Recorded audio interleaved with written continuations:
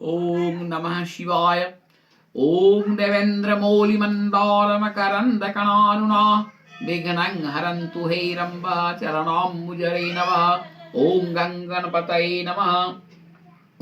प्यारे दर्शकों, पिछले वीडियो में मैंने किन परिस्थितियों में ग्रह रत्न को धारण करना चाहिए के बारे में चर्चा की थी।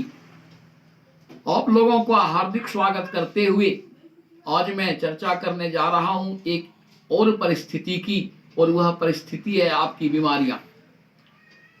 आप अगर किसी बीमारी से ग्रसित हैं, आप अगर अशेष पीड़ा से पीड़ित हैं, जाने माने चिकित्सकों के डायग्नोसिस असफल हो रहे हैं, आपके रोग की मुक्ति नहीं हो पा रही है, तो ऐसी परिस्थिति में ग्रह रत्न रामबाण जैसा काम करता है।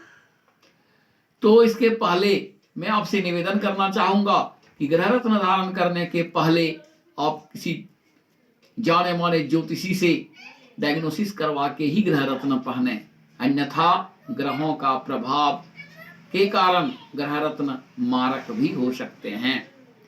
तो मैं चर्चा कर रहा हूं सूर्य से संबंधित होने वाली बीमारियों की।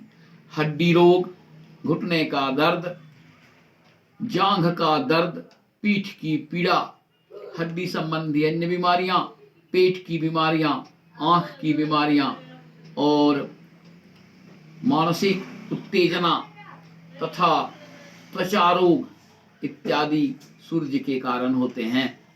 और इन बीमारियों से निजात पाने के लिए आपको माणिक रत्न धारण करना चाहिए।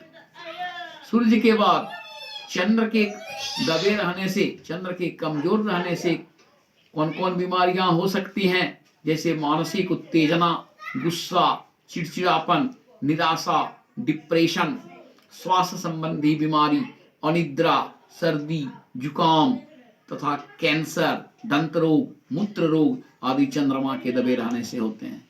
तो ऐसी परिस्थिति में इन बीमारियों से निजात पाने के लिए आप मोती धारण करें।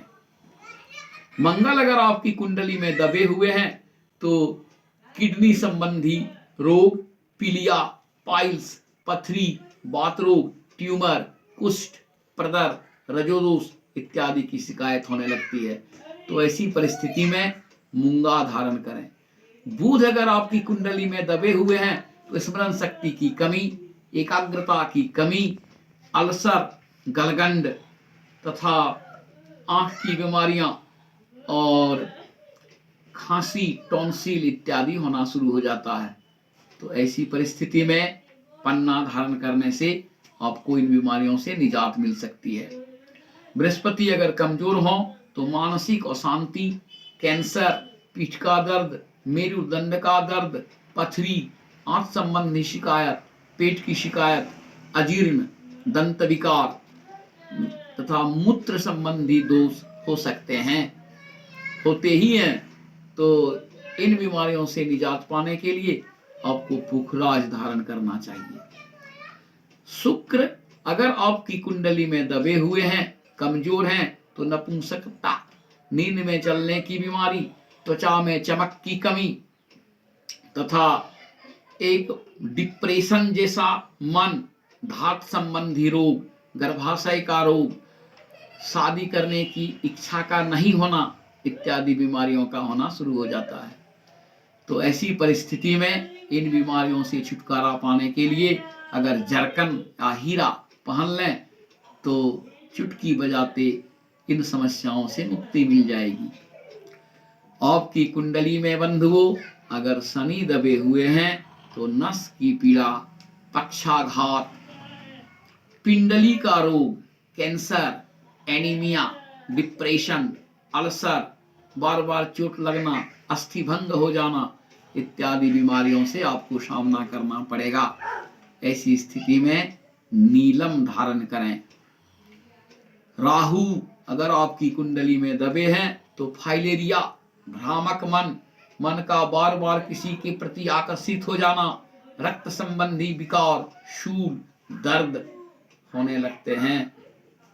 तो इससे निजात पाने के लिए गोमेद धारण करें। केतु अगर आपकी कुंडली में दबे हैं तो फाइलेरिया, कफ इत्यादि होने लगते हैं, मन भ्रामक होने लगते हैं, त्वचा में इन्फेक्शन होने लगता है तथा वाणी में एक मोटापन आने लगता है। तो इस सब को ठीक करने के लिए कैट्स आई धारण करने से आपको बहुत अधिक लाभ होगा। तो मैं पुनः निवेदन करूंगा कि एक बीमारी, जैसे मैंने कहा कैंसर कई ग्रहों के कारण होते हैं, तो किस ग्रह के कारण कैंसर हुए हैं उसी ग्रह के स्टोन को धारण करना है। इसके लिए आपको सम्यक कैलकुलेशन की आवश्यकता पड़ेगी ही। धन्यवाद। निवेदन करूंगा कि मेरी इस वीडियो को शेयर करें, लाइक करें, और अगले वीडियो में मैं वजन के बारे में बताऊंगा कि आपको कितने वजन का कौन सा रत्न कब पहनना चाहिए और असली रत्नों का पहचान क्या है। तब तक के लिए विदा लेता हूँ। बहुत बहुत आभार, बहुत बहुत धन्यवाद।